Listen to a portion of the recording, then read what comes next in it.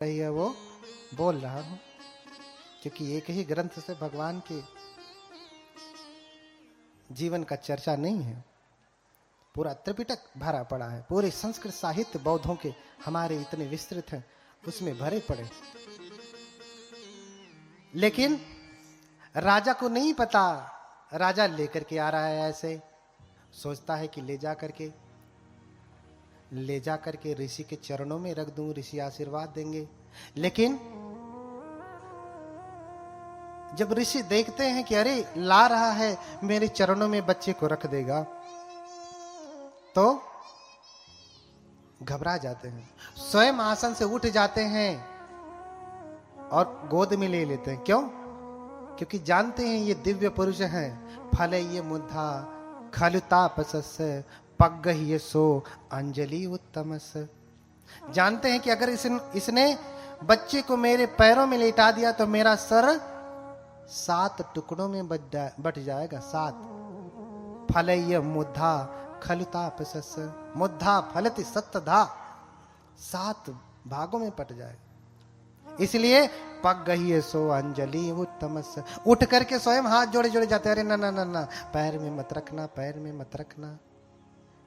हाथ जोड़ लेते हैं और स्वयं उनको ऐसे माथे से लगाते और फिर देखते हैं, निहारते हैं उनको। निहारने के बाद बहुत प्रसन्न होते, बहुत प्रसन्न होते। अब फिर कुछ ही क्षण में रोने लगते। पहले हंसते हैं, फिर रोते हैं। राजा घबरा जाता कि हंस रहे हैं फिर रो रहे हैं, लगता है कोई विघ्न है, जैसे इसकी मां चली गई, लगता है मेरा बेटा भी रहेगा नहीं, इसीलिए तो ऋषि रो रहे हैं। बच्चे को देख के खुश हुए, लगता है बच्चा रहेगा नहीं, इसलिए रो रहे हैं। राजन पूछ ही लेते, महाराज मेरा अमंगल ना करें, मेरे ऊपर कृपा करें, बताएं आप रो क्यों रहे हैं? पहले हंस रहे हैं फिर रो रहे हैं, कारण क्या है? ऋषि कहते, राजन मैं बहुत प्रसन्न हूं कि मुझे होने वाले बुद्ध का दर्शन हुआ। क्या कहा? पमोदितो खो राजन सको बुद्ध सुदर्शनन। राजन मैं प्रसन्न हूं। ये जो श्लोक हैं सब त्रिपिटक से हैं, अपने मन से गढ़ के नहीं कह रहा हूं, ये अलग से नहीं कह रहा हूं। वही त्रिपिटक है छठ संगायन की, जिस संगीति में स्वयं बाबा साहब रहे हैं। मैं इसलिए प्रसन्न हूं कि मैं बुद्ध का दर्शन कर पाया, और दुखी इसलिए हूं कि मेरा समय आ गया। मैं 80 वर्ष से अधिक हो चुका हूं, अब मैं अधिक दिन नहीं रहूंगा। जब ये बालक बुद्ध बनेगा तब तक मैं रहूंगा नहीं, इसलिए रो रहा हूं, इसलिए रो रहा हूं। राजन समझ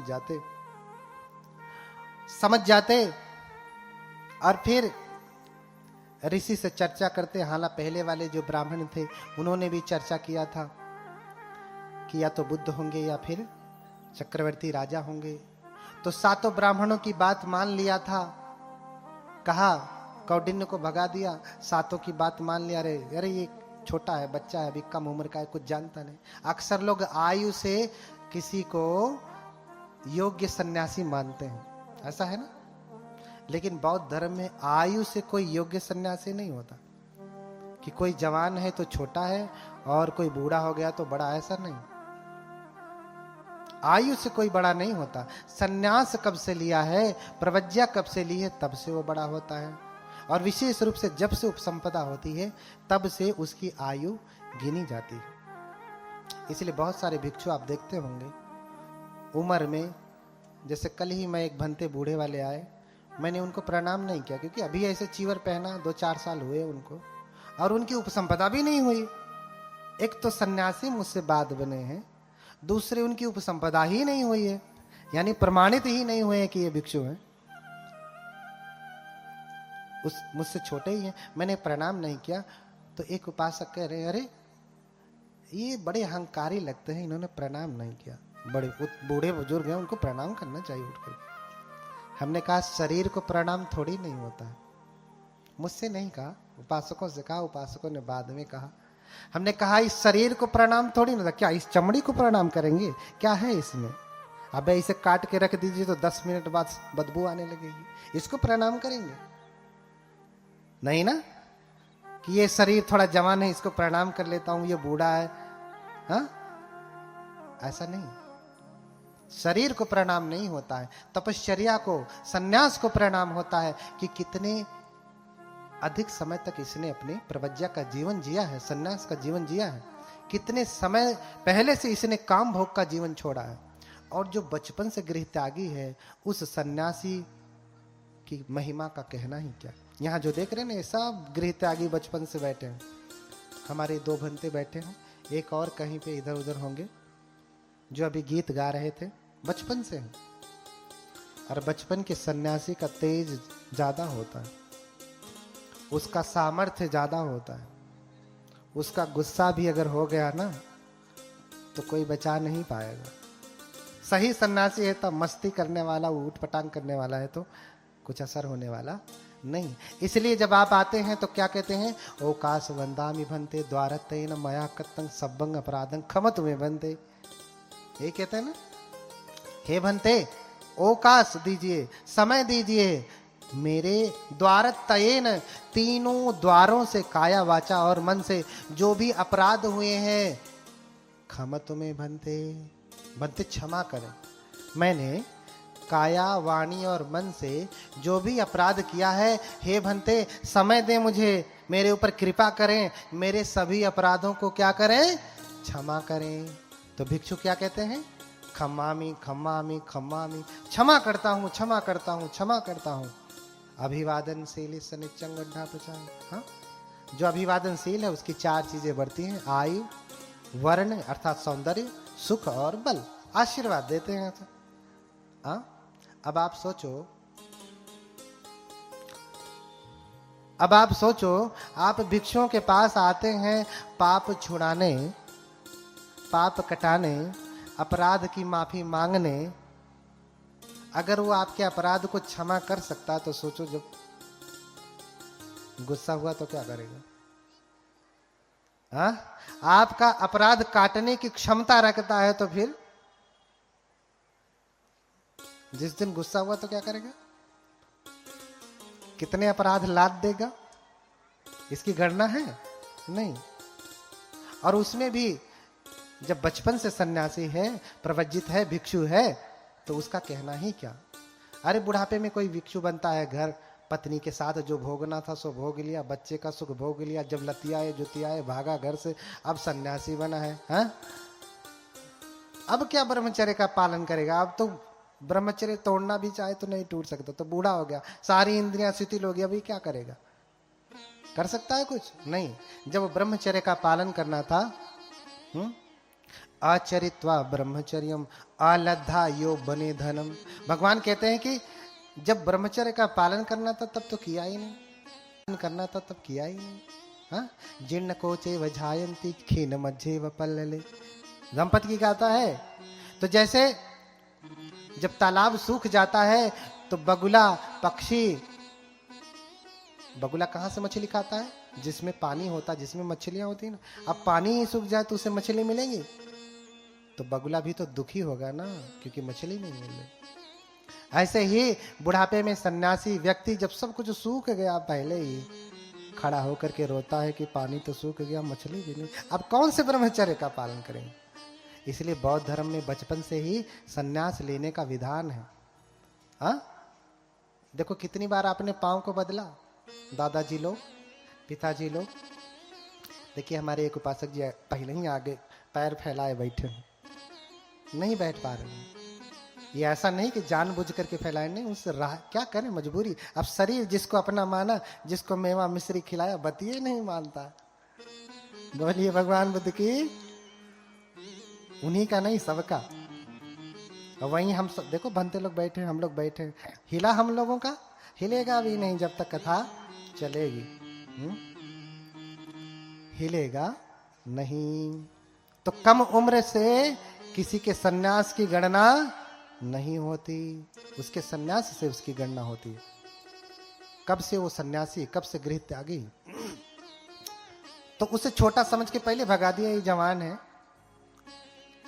7 ब्राह्मणों की बात माना था, तो 7 से पूछा, अच्छा आपने 2 बात कहा कि या तो चक्रवर्ती राजा बनेगा या बुद्ध बनेगा, तो मुझे तो बुद्ध बनने के लिए नहीं देना अपने बेटे को, मुझे तो चक्रवर्ती राजा बनाना है। तो क्या करे कि मेरा बेटा घर छोड़ के न जाए।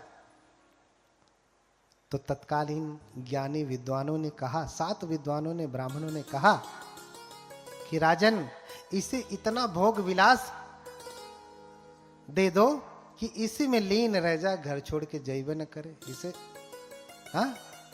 इसे शराबी बना दीजिए, गजेड़ी बना दीजिए, लीन रहे इसी में, घर छोड़ के जाएगा ही नहीं। 2 तरीके से ये बातें गलत हो गई इन ब्राह्मणों की।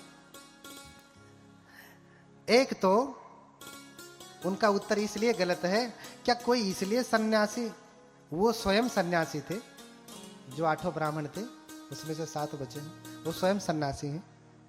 उन्होंने उत्तर दे करके अपने ऊपर प्रश्न चिन्ह खड़ा कर लिया।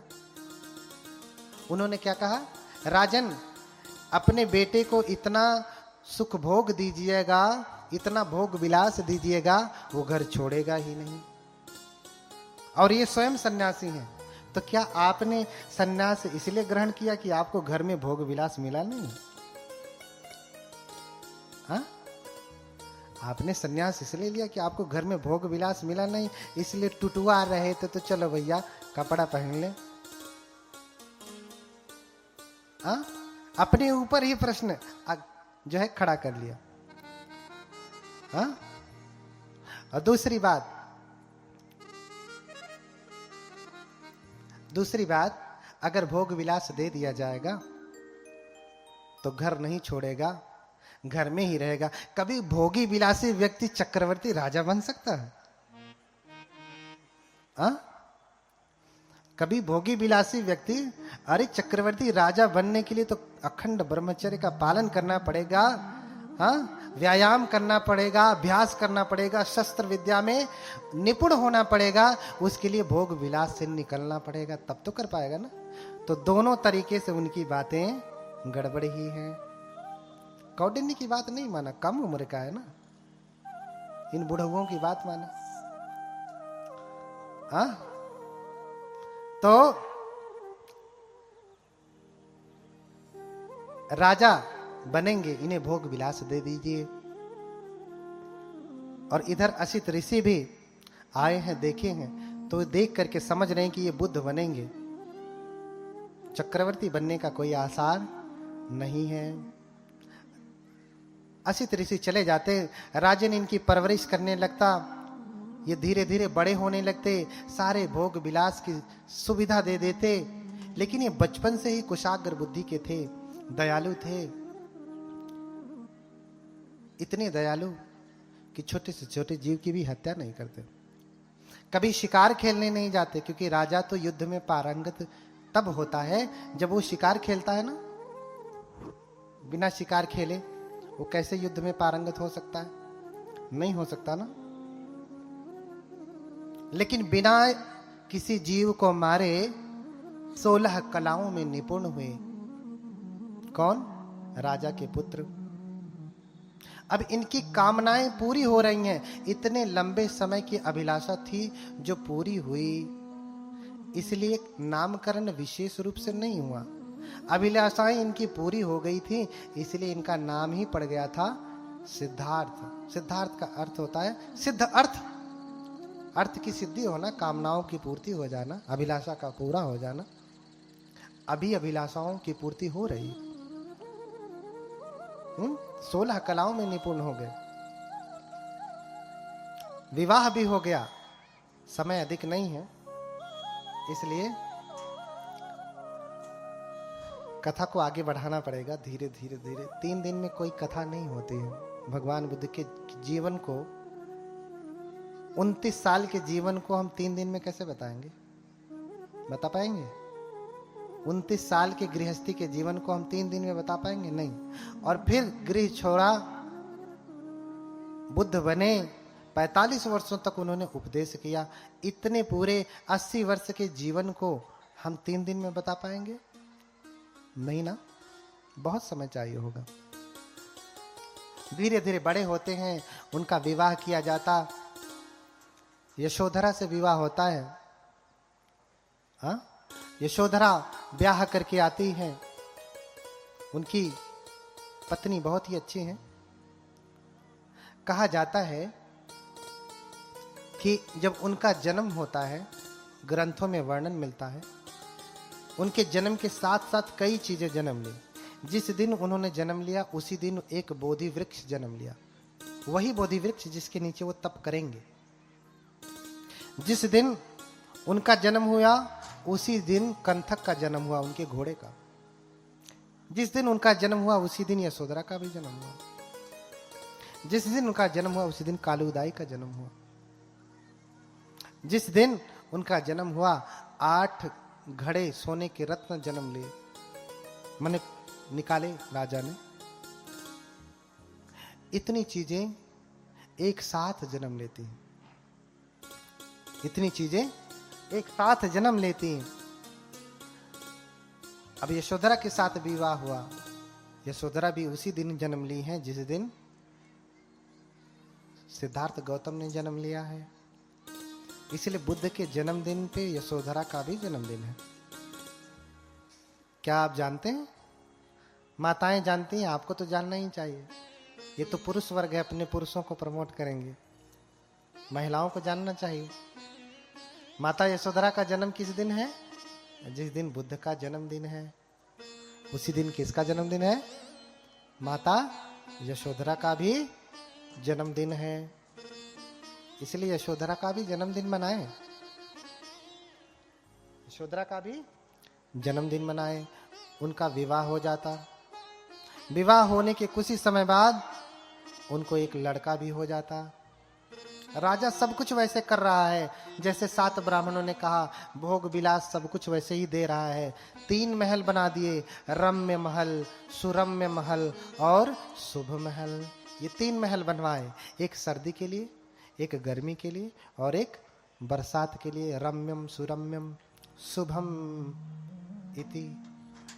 रम्य, सुरम्य और शुभ, इस प्रकार के 3 महल बनवाए। सर्दी में जहां रहते वहां गर्मी में नहीं रहते, जहां गर्मी में रहते वहां सर्दी में नहीं रहते, और जहां बरसात में रहते वहां दोनों मौसम में नहीं रहते। विवाह के कुछ ही समय बाद उनको लड़का हो गया।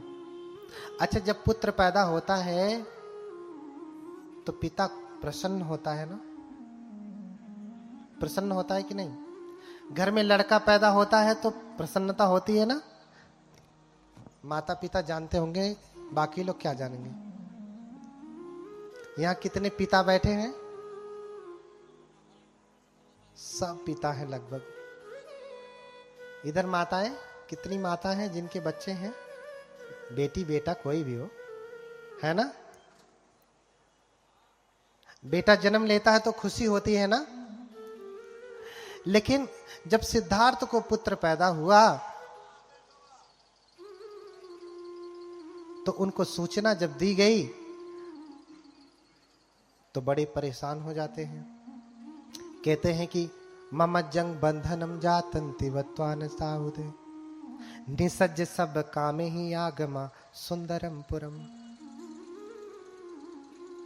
जब पुत्र की खबर मिली कि सिद्धार्थ प्रसन्न होइए, आपको बेटा हुआ है, तो सिद्धार्थ प्रसन्न नहीं होते। आप ही तो क्या कहते हैं? अरे ये क्या हुआ है?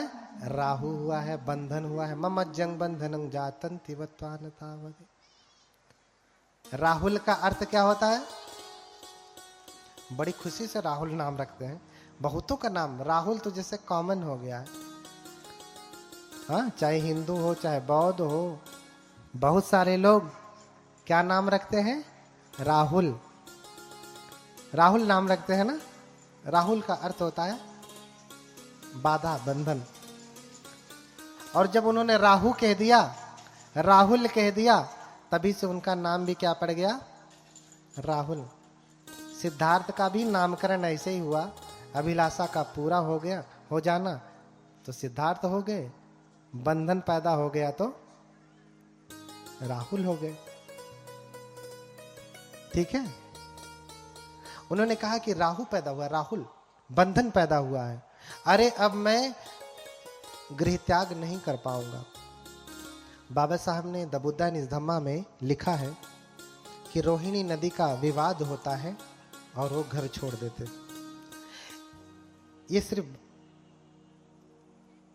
भगवान बुद्ध और उनके धम्म में इसका वर्णन।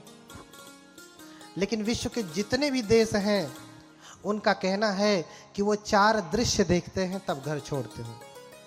हाँ, कामेन जिन्नं व्यथितं मतंच दिस्वान रूपम तिभवे विरतो। हाँ, 3 रूप देख करके वो विरक्त हो जाते हैं, फिर वो प्रवज्जित होते हैं, सन्यासी होते हैं।